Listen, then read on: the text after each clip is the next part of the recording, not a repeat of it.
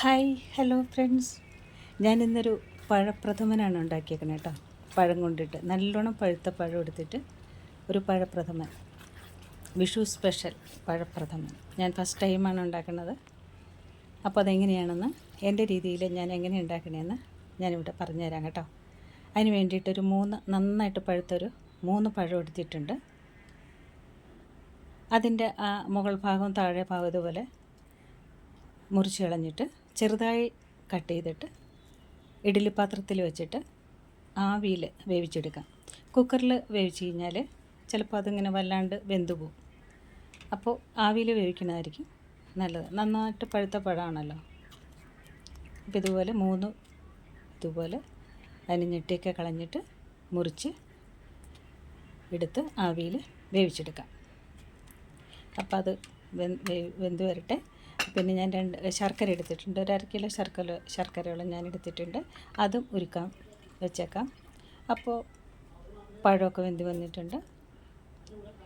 ഇനി ആ പഴം ഒന്ന് മുറിച്ചിട്ട് അതിൻ്റെ ഉള്ളിൽ ചെറിയൊരു നാരുണ്ടല്ലോ, കറുത്ത നാര്, അതെടുത്ത് അങ്ങ് കളഞ്ഞേക്കാം. അല്ലെങ്കിൽ അത് ഒരു കറുത്ത കളറ് വരും.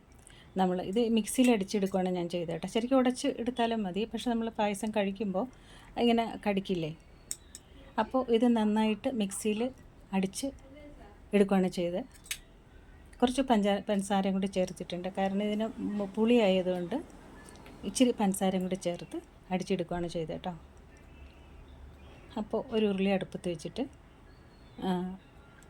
ഇച്ചിരി നെയ്യ് ഒഴിച്ച് ഈ പഴം അടിച്ചു വെച്ചത് നല്ലോണം ഒന്ന് വരട്ടിയെടുക്കാം. ഒരു കുറച്ച് പഞ്ചസാരയും കൂടി ഇട്ട് അടിച്ചെടുത്താണ് കേട്ടോ. പഴുത്തിനല്ലെങ്കിലും എത്ര പഴുത്താലും ഒരു പുളി കാണുമല്ലോ. പിന്നെ നേരിയൊരു പുളി ഈ പായസത്തിന് നല്ലതുമാണ്, ഒരു ടേസ്റ്റുമാണ്. അപ്പോൾ നെയ്യിൽ ഇതുപോലെ വരട്ടിയെടുത്ത് അതിൻ്റെ വെള്ളമൊക്കെ വറ്റിയതിന് ശേഷം ഉരുക്കിയ ശർക്കര ഒഴിച്ചേക്കാം. അപ്പോൾ ഇങ്ങനെ ഇളക്കുമ്പോൾ ഇതിൻ്റെ വെള്ളമൊക്കെ അങ്ങ് വറ്റി പൊയ്ക്കോളും. നല്ലോണം ഇളക്കി എപ്പോഴും നമ്മൾ ഇളക്കിക്കൊണ്ടിരിക്കണം. അടിയിൽ എങ്ങാനും പിടിച്ചു കഴിഞ്ഞാൽ മൊത്തം പായസത്തിൻ്റെ ആ ഒരു ഇത് പോകും. അപ്പോൾ നമ്മൾ കൈ മാറ്റാതെ ഇങ്ങനെ ഇളക്കിക്കൊണ്ട് ഇരിക്കണം. അപ്പോൾ തിളച്ച് ഏകദേശം വെള്ളമൊക്കെ വറ്റിയിട്ടുണ്ട്. ഇനി ഈ ശർക്കര ഉരുക്കി വെച്ചത് ഇതിനകത്തേക്ക് ഒഴിച്ചേക്കാം. ശർക്കര ഉരുക്കി അരിച്ചെടുത്തതാണ് കേട്ടോ. എന്നിട്ട് ഇതുപോലെ തന്നെ ഇളക്കി നന്നായിട്ട് വരട്ടി എടുക്കണം. വലിയ പണിയൊന്നുമില്ല, എന്നാലും നമ്മളിത് വരട്ടി നമ്മൾ കൈ മാറ്റിക്കഴിഞ്ഞാൽ ചിലപ്പോൾ കരിഞ്ഞു പോവും, അല്ലെങ്കിൽ അടിയിൽ പിടിക്കും. അങ്ങനത്തെ ഒരു ഇതുള്ളതുകൊണ്ട് നമ്മൾ കൂടെ തന്നെ നിന്ന് ചെയ്യേണ്ടി വരും. പായസമൊക്കെ ഉണ്ടാക്കുമ്പോൾ അങ്ങനെയാണല്ലോ. എനിക്ക് ഇത്തിരി ഈസി ആയിട്ടാണ് തോന്നി, കുഴപ്പമൊന്നുമില്ല. പഴമൊക്കെ പുഴുങ്ങി വന്ന് വേവിച്ചെടുത്ത് മിക്സിയിലിട്ട് അടിച്ച് ഇതുപോലെ ചെയ്ത് കഴിഞ്ഞാൽ എനിക്ക് അത്ര വലിയ ഒരു ജോലിയായിട്ട് തോന്നിയില്ല. എനിക്ക് നല്ല ടേസ്റ്റി ആയിട്ടുള്ളൂ പഴപ്രഥമൻ ഞാൻ ഉണ്ടാക്കിയേക്കണം കേട്ടോ.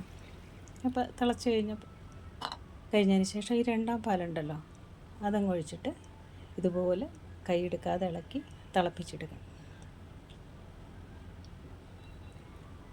നല്ല അധികം പുളിയൊന്നുമില്ല കേട്ടോ. പായസം കഴിച്ചിട്ട് നല്ല ടേസ്റ്റിയാണ്. ഈ നെയ്യിൻ്റെയും ഒക്കെ കൂടി നല്ലൊരു ടേസ്റ്റി ആയിട്ടുള്ളൊരു പഴപ്രഥമൻ. അപ്പോൾ ശർക്കരയൊക്കെ ഒഴിച്ച് തിളച്ച് വന്നിട്ടുണ്ട്.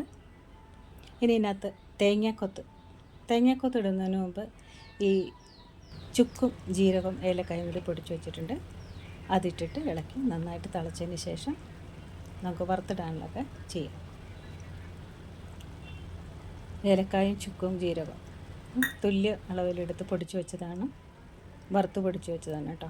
അതും കൂടി ഇട്ട് നല്ലോണം യോജിപ്പിച്ച ശേഷം നന്നായിട്ട് തിളയ്ക്കണം. തിളച്ച് കഴിഞ്ഞിട്ട് തേങ്ങാക്കൊത്തില്ലേ, കുറച്ച് തേങ്ങാക്കൊത്ത് ഇതിനകത്തേക്ക് വറുത്തിടുന്നുണ്ട്. അതൊന്നും വീഡിയോയിൽ കിട്ടിയിട്ടില്ല. പിന്നെ കാഷ്നട്ടും വറുത്തിടുന്നുണ്ട്, അതും മിസ്സായി.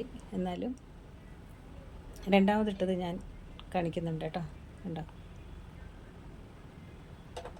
അപ്പോൾ തേങ്ങാക്കൊത്തും കാഷ്നട്ടൊക്കെ വറുത്തിട്ട് കഴിഞ്ഞതിന് ശേഷം ഇപ്പോൾ ഏകദേശം പായസമൊക്കെ റെഡി ആയിട്ടുണ്ട്. ഇത് ഫ്ലെയിം ഓഫ് ചെയ്തതിന് ശേഷം തലപ്പാൽ ഒഴിക്കാം. ഇത് ഒഴിച്ച് കഴിഞ്ഞാൽ തിളയ്ക്കാൻ പാടില്ലല്ലോ.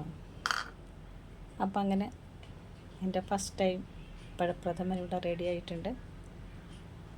ഇത് നിങ്ങൾക്ക് ഈ റെസിപ്പി ഇഷ്ടമാണെങ്കിലേ ലൈക്കും കമൻറ്റൊക്കെ ചെയ്യണം കേട്ടോ. നല്ല ടേസ്റ്റി ആയിട്ടുള്ളൊരു പഴപ്രഥമൻ, വിഷു സ്പെഷ്യൽ. നന്നായിട്ടുണ്ട്. ഫസ്റ്റ് ടൈം ആണെങ്കിലും നന്നായിട്ട് വന്നിട്ടുണ്ട്. പുളിയൊന്നും അധികമില്ല. എല്ലാവർക്കും ഇഷ്ടമായി. അപ്പോൾ ഇനി അടുത്തൊരു വീഡിയോയിൽ കാണാം കേട്ടോ. Thank you.